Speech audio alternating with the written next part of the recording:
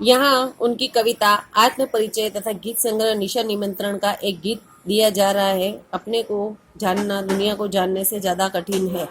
समाज से व्यक्ति का नाता खट्टा मीठा तो होता ही है। जग जीवन से पूरी तरह निरपेक्ष रहना संभव नहीं। दुनिया अपने व्यंग्य बाढ़ और शासन प्रशासन से चाहे जितना कष्ट दे, पर दुनिया से कट कर मनुष्य रह भी नहीं पाता, क्योंकि उसकी अपनी अस्मिता, अपनी पहचान का उसका विशेष, उसका परिवेश ही उसकी दुनिया है। अपना परिचय देते हुए वे लगातार दुनिया से अपने द्विधात्मक और द्वंद्वात्मक संबंधों का मर्म ही उद्घाटित करता चला जाता है। यहाँ पे ये बताया है कि खुद का वो परिचय देते जाते हैं और अपनको पता है कि हमारे इस दुनिया में हमारे विचार अलग होते हैं और दुनिया में रहने वाले लोगों के सभी के विचार अलग होते हैं। तो हम इस द्वंद्व से हर व्यक्ति गुजरता ही है कि उसके जो विचार है वो किसी और से नहीं मिलेंगे, तो वो कुछ न कुछ उसे कहेगा जरूर।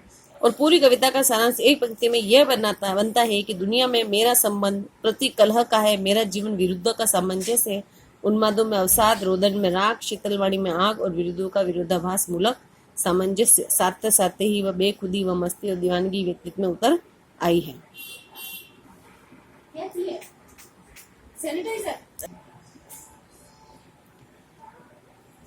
मैं की दुनिया में हूँ, दुनिया का तलबगार नहीं हूँ, बाजार से गुजरा हूँ पर खरीदार नहीं हूँ, जैसा कुछ कहने का ठस्सा पैदा हुआ है। ये ठस्सा की छायावादतर गीति काव्य का प्राण है। ये छायावादी कवि थे, इसमें महादेव वर्मा और 4 कवि जो हैं वो आते हैं, लेकिन ये विशेष हिंदी वालों के लिए है छायावाद और ये सब।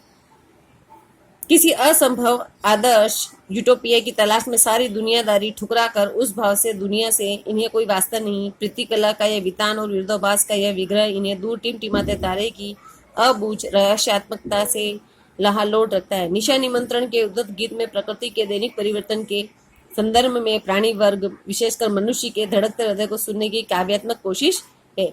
बहुत ही सरल सर्वानुभूत बिंबों के जरिए, यानी बिंब यानी हो गए आपके उदाहरण, किसी अगोचर सत्य की रूहानी छुअन महसूस करा देना बच्चन की कोई अलग विशेषता है। उदाहरण देते हुए वो हमें कुछ अच्छा महसूस कराते हैं। यह गीत उसका एक बेहतर नमूना है। किसी प्रिय आलम्बन या विशेष से भावी साक्षात्कार का आश्वासन ही हमारे प्रयास के पगों की गति में चंचल तेजी भर देता है, अन्यथा हम शीतलता और फिर जड़ता को प्राप्त होने के अभिषिप्त हो जाते हैं। गीत इस बड़े सत्य के साथ समय के गुजर जाने के एहसास, लक्ष्य प्राप्ति के लिए कुछ कर गुजरने का जज्बा भी लिए हुए हैं। ये उनकी कविता के परिचय और जीवन परिचय पढ़ा है। अब हम नेक्स्ट डे जो है इनकी कविता आत्म परिचय पढ़ेंगे। Thank you.